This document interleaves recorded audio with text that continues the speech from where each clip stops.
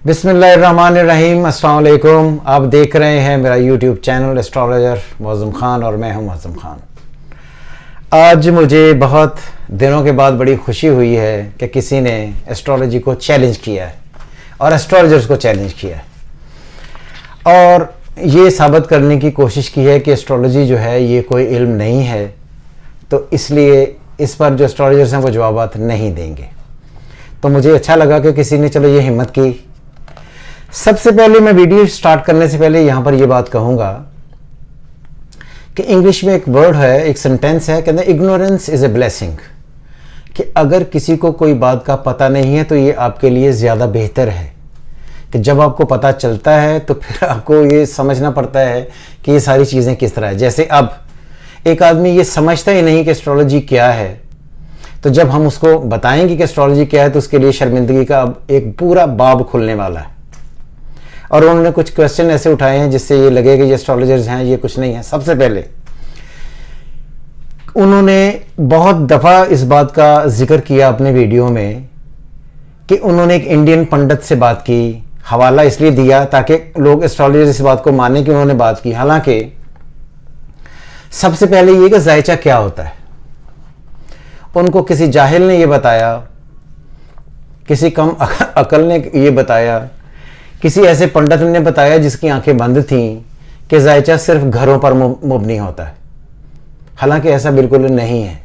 ये एक जायचा है, इसके 12 घर होते हैं और 12 घरों में जो प्लैनेट्स होते हैं उनका कोई जिक्र नहीं था। इसलिए ये जायचा 2 हिस्सों पर बेस करता है। सबसे पहले इसके 12 घर होते हैं, 30 डिग्री का एक घर होता है जिसको मिलाते हैं जो 360 डिग्री का एक जायचा बनता है। जायचा एक पेपर या एक स्क्वायर उसका नाम है। जब उसमें आप planetary condition, planets sun, moon, Mars, Rahu, Jupiter, Mercury, Saturn, Ketu, Venus डालते हैं 9 प्लैनेट्स, तो ये फिर जायचा बनता है। क्लियर? सबसे पहले ये अपना कंसेप्ट क्लियर करें कि जायचा सिर्फ घरों पर मुबनी नहीं होता, उसमें प्लैनेट्स ऐड करने पड़ते हैं ताकि आपको ये लगे कि सियारे भी होते हैं। दूसरी बात, जब ये जायचा है, जब इसको पढ़ने का एक तरीका है, ये जायचा असर नहीं होता कि जी जायचे के असरात ये हुए। ये एक लैंग्वेज है जिसको पढ़कर कोई एस्ट्रोलॉजर वो रीडिंग करता है। क्लियर? अब ये बात है कि जायचा साइंस है या जायचा साइंस नहीं है, एस्ट्रोनॉमी क्या है, एस्ट्रोलॉजी क्या है, ये फ़र्क से जान लें। सबसे पहले तो ये है कि एक एस्ट्रोलॉजर जायचे के थ्रू एक पहले से लिखी हुई तहरीर की एक लैंग्वेज है उसको पढ़ने की कोशिश करता है। क्लियर? जो आदमी जितना स्किल्ड होगा वो उतने ज्यादा लैंग्वेज पढ़ लेगा। जैसे मैं एम ए मलिक साहब से पढ़ता रहा हूं। एम ए मलिक साहब बहुत अच्छे उस्ताद थे, उन्होंने पामिस्ट्री मुझे पढ़ाना शुरू की, मैं उनसे पढ़ता रहा हूं। तो वो बहुत सारी ऐसी चीज़ें बता देते थे जिनका डायरेक्टली कंसर्न उस वक़्त मुझे ये लगता था जैसे पामिस्ट्री से नहीं है। तो मुझे लगता था कि यार ये कैसे पता चलता कि पामिस्ट्री में ये सब्जेक्ट कैसे हैं। इस वजह से पता नहीं चलता था क्योंकि मेरा इल्म कम था। तो फिर मैंने ये कहा कि कम इल्म लोगों के लिए किसी ऐसे इल्म के बारे में बात करना जिनका उन्हें पता ही नहीं है कि वो बात क्या कर रहे हैं, क्या रिजल्ट्स जनरेट करेंगे।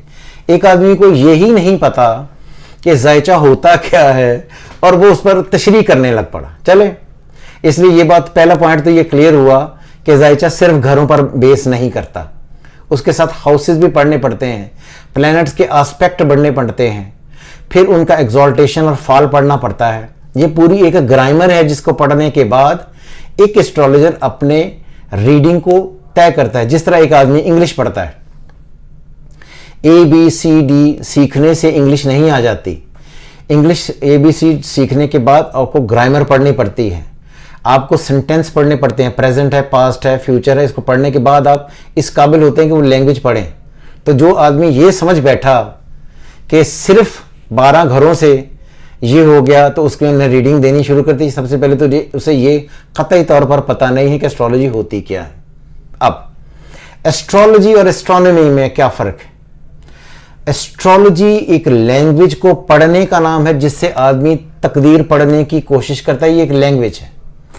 एस्ट्रोनॉमी जो है वो है हैयत, जैसे हम कहते हैं कि ज़मीन कैसी है, इसका वेट कितना है, इसका दायराकार कितना है, इस पर सर्दी है, गर्मी है, मौसमी असरात हैं, ये सारी चीज़ पढ़ने का नाम है एस्ट्रोनॉमी। इसलिए एस्ट्रोनॉमी अलग है, एस्ट्रोलॉजी अलग है।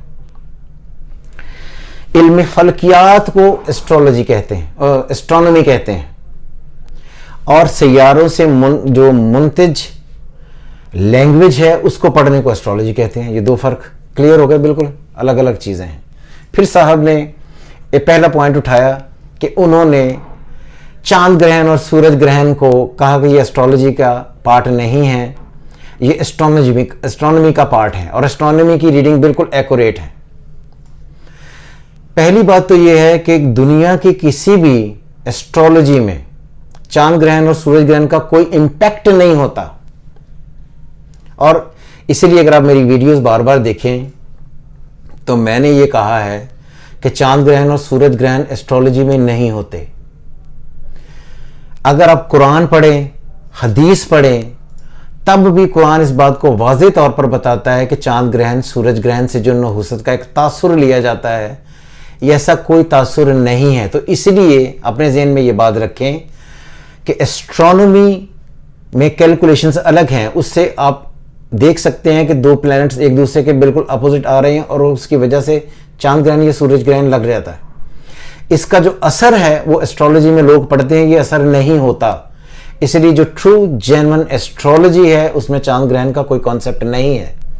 हिंदुओं की मिथ्स हैं जिसकी वजह से वो ये इस चीज़ को इम्पैक्ट क्रिएट करते हैं, और हम इसीलिए बार बार कहते हैं कि एस्ट्रोलॉजी असरात का नाम नहीं है। जैसे एक पढ़ता है एक आदमी कि सन और मून अगर इकट्ठे होंगे एरीज में और मार्स अच्छा होगा, तो इंसान ये एप्टीट्यूड लेकर पैदा हुआ है। क्या ये पढ़ना लैंग्वेज है या ये असर पड़ा आप पर? इसलिए इस बात को अपने ज़हन से निकाल लें कि एस्ट्रोलॉजी असरात का नाम नहीं है। इसलिए ये बात सीख लें कि एस्ट्रोलॉजी पहले आनी चाहिए, फिर उस पर कमेंट करने चाहिए। ये बात हो, एस्ट्रोलॉजिस्ट बार बार उन्होंने लफ्ज़ यूज़ किया एस्ट्रोलॉजिस्ट। अब एक आदमी के मेंटल लेवल का अंदाज़ा लगाएं, उसको इंग्लिश पढ़नी तो बड़ी दूर की बात है, उसको एस्ट्रोलॉजर और एस्ट्रोलॉजिस्ट में फ़र्क का पता नहीं है।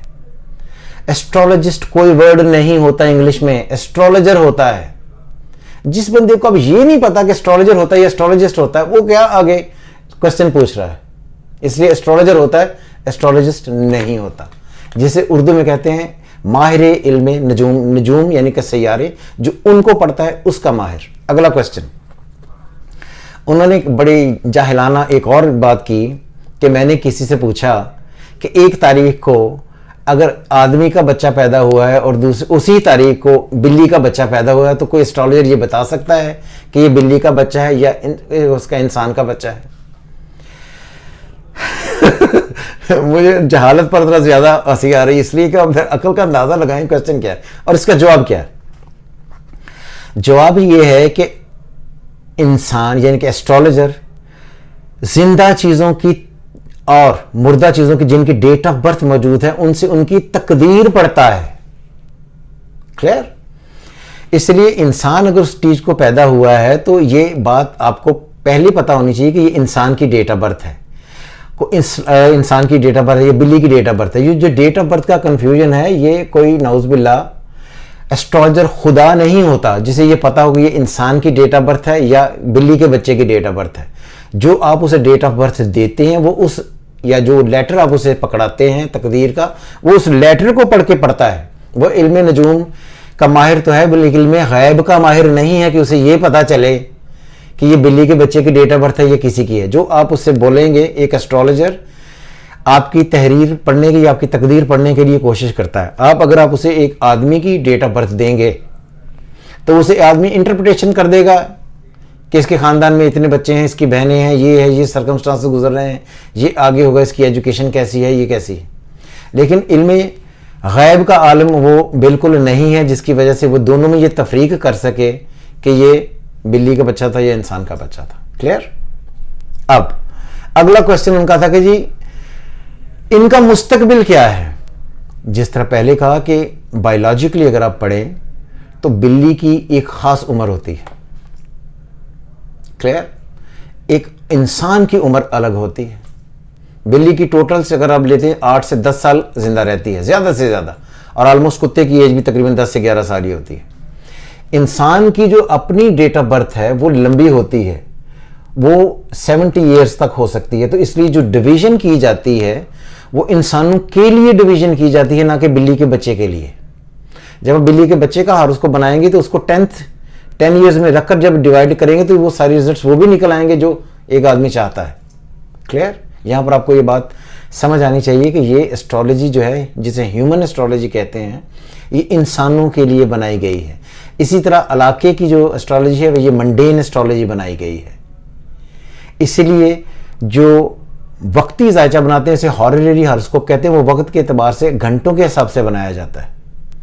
इसलिए जिसकी अलग अलग चीज़ें हैं उनको समझना बड़ा ज़रूरी है। अगला क्वेश्चन उसने पूछा जी कि एक खाना औलाद का घर होता है और एक तलाक का घर होता है। तलाक कब होती है? दो चीज़ें समझें। तलाक पढ़ने के लिए खाना तलाक विच इज 7th हाउस, कोई एस्ट्रोलॉजी में तलाक का खाना नहीं होता। मुझे इसलिए कि जिस आदमी को ये नहीं पता कि एस्ट्रोलॉजी में एक तलाक का खाना ही नहीं होता तो वो एस्ट्रोलॉजी पर कमेंट कर रहा है। इससे बड़ी कुछ हालत हो सकती है। इसलिए कोई भी एस्ट्रोलॉजी में खाना तलाक नहीं होता। हाँ, जो अज़दवाजी हालात हैं उनका खाना होता है 7th हाउस, लेकिन 7th हाउस से सिर्फ तलाक को डील नहीं करता, इसके साथ और भी एस्पेक्ट्स पढ़ने पड़ते हैं। जैसे किसी की जिंदगी में तलाक कब होगी ये पढ़ना एक एस्ट्रोलॉजर के लिए ऐसे है, ऐसे एक सेकंड का काम है, मगर उसे एस्ट्रोलॉजर होना चाहिए। जब नेटल में सैयारे मरे हुए होते हैं जिनको एक एस्ट्रोलॉजर पढ़ सकता है, तो वो देखते ही बता सकता है कि आपकी शादी नहीं होनी और आपकी शादी इस उम्र में होगी, इस उम्र पर खत्म होगी। ये कॉन्सेप्ट भी अपने जहन में रखें कि अगर कोई ये कहे कि तलाक का टाइम नहीं पता चलता, शादी कब होगी ये पता नहीं चलता, ये सब गलत कॉन्सेप्ट हैं। ये पता चलता है, आप गौर से सुने ताकि आपको जहन में अगर कोई कहीं कंफ्यूजन है तो वो निकल आए कि शादी अगर होगी तो किस औरत से होगी, वो अपनी बहनों में उसका नंबर कौन सा होगा, उसके भाई कितने होंगे, वो औरत अपनी बहनों में सबसे बड़ी होगी, दरमियान में होगी, छोटी होगी, और उसने कितना पढ़ा होगा, आपका उसके साथ ताल्लुक कैसा होगा, ये सब कुछ पढ़ा जाता है। क्योंकि पामिस्ट्री मैंने भी 20 साल की और 20 साल के बाद 4 किताबें लिखकर फिर उसको छोड़ा, इसलिए कि पामिस्ट्री में ऐसा कोई कॉन्सेप्ट नहीं है, लेकिन एस्ट्रोलॉजी में ऐसे कॉन्सेप्ट हैं। जैसे एक आदमी 3 शादियां करता है, यह भी पता चलता है कि 3 करेगा, 4 करेगा, 4 से ज्यादा करेगा, शादी नहीं होगी, यह पता चलता है। यह भी पता चलता है कि वो एक टाइम पर 2 मुख्तलिफ खवातीन को या 3 मुख्तलिफ खवातीन को या 4 मुख्तलिफ खवातीन को निकाह में रख सकता है। यह एस्ट्रोलॉजी से पढ़ा जाता है। जिन्हें नहीं आती उनसे नहीं पढ़ा जाता है, जिन्हें आती है उन्हें पढ़ा जाता है। इसलिए ऐसा कोई कॉन्सेप्ट नहीं है कि तलाक नहीं पड़ी। ये तो एक सेकंड देखते ही ऐसे हॉरोस्कोप टक फौरन पता चल जाता है कि तलाक हुई है। यहां तक पता चल जाता है अगर एस्ट्रोलॉजी आपको आती हो कि आप अपनी वाइफ के साथ आपका फिजिकल रिलेशनशिप कब से है और कब से नहीं है, और किस दिन या किस डेट को या कब शुरू होगा, किस महीने शुरू होगा। इस वक्त आपको थोड़ा सा लग रहा होगा कि ये, मगर ये बातें सब पढ़ जाती हैं, आसान से पढ़ी जाती हैं। फिर उन्होंने एक वाकया बड़ा बयान करने की कोशिश की जी, प्रेगनेंसी की घड़ी। हमने एक लोग कहते हैं जी बादशाह के साथ बहुत सारे लोग चलते थे जो प्रेगनेंसी की घड़ी तय करते थे। कतई तौर पर ऐसा कोई कॉन्सेप्ट ना इस्लाम में है, ना एस्ट्रोलॉजी में है, और ना ही इंसान अपनी मर्जी से बच्चा पैदा कर सकता है। ये सारे फेल अल्लाह के हैं, अल्लाह की मर्जी है। कुछ लोग ये कहते हैं जी मैंने इस घड़ी पर ये बच्चा पैदा कर लिया। घड़ी इज नॉट अ फेट, तकदीर नहीं है।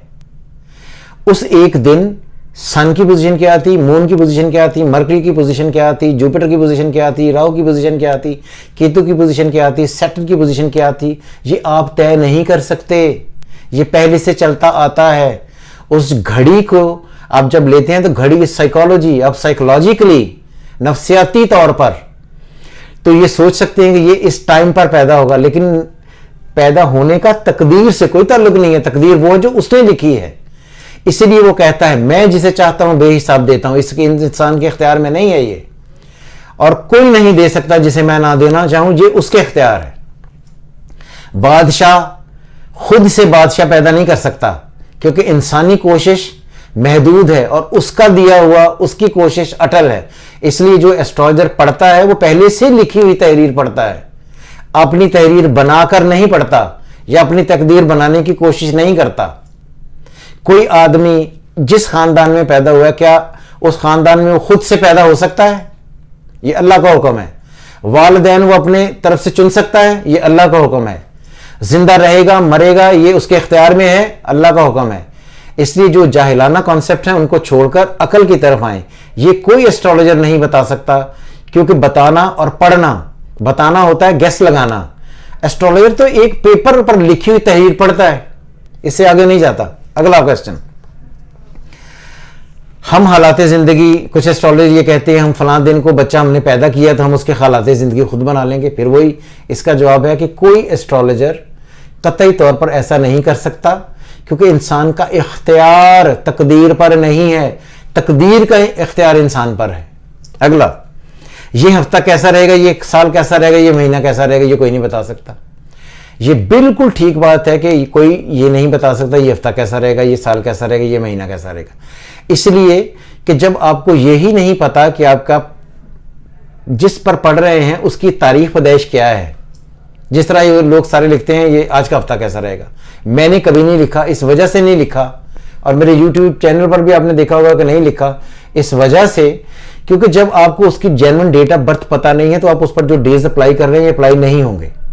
इसी वजह से मैं कभी भी अपनी मेरी YouTube जितनी भी मर्जी देख लें उसमें आपका ये हफ्ता कैसा रहेगा, मैं इसको कहता हूं ये तफरी है, ये एक मजाक है, ये अंदाजा है, ये लैंग्वेज नहीं है, ये तहरीर नहीं है, इसलिए इससे पढ़ने से कुछ नहीं होता।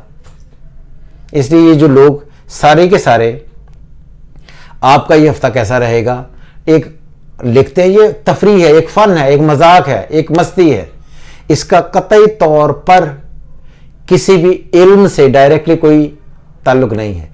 जब हम पढ़ते हैं ये साल पाकिस्तान के लिए कि कैसा रहेगा तो हम पाकिस्तान की डेट ऑफ बर्थ पढ़ते हैं, इसलिए जब डेट ऑफ बर्थ होगी तो फिर पढ़ा जाएगा।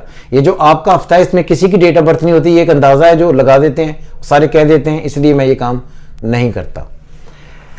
कोई और क्वेश्चन अगर रह गया हो जिससे आपकी तसल्ली ना हुई हो, और ये बात भी ज़हन में रखें, ये जो आपने क्वेश्चन नहीं किया मगर मैं कर देता हूं कि दो आदमी जो ट्विंस पैदा होते हैं एक मिनट के लम्हे से के फर्क से, उनकी भी तकदीरें अलग तरीके से पढ़ने का तरीका एस्ट्रोलॉजी में है।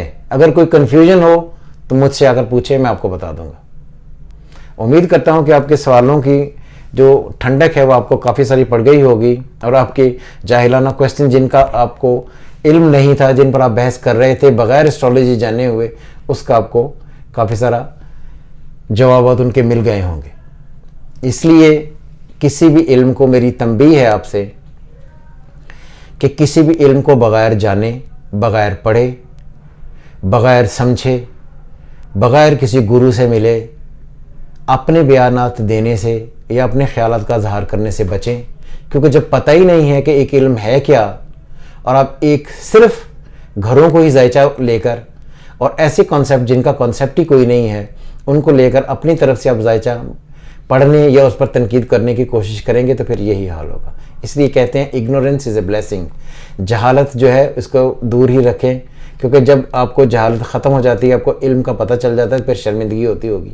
अब आपको ये सारे सवालात का जवाब सुनकर ठंडक तो पड़ी होगी, साथ में आपको ये पता भी लगा होगा कि आपका इल्मी लेवल कितना महदूद है, कितना छोटा है। सुबह व्यूअर्स के लिए इस डिबेट को ज़रा सुनिएगा, आपको बड़ा मज़ा आएगा, और मुझे लगता है कि इंशाअल्लाह ताला ये वीडियो आपको पसंद आई होगी। हमेशा की तरह पाकिस्तान जिंदाबाद। खुदा हाफिज़।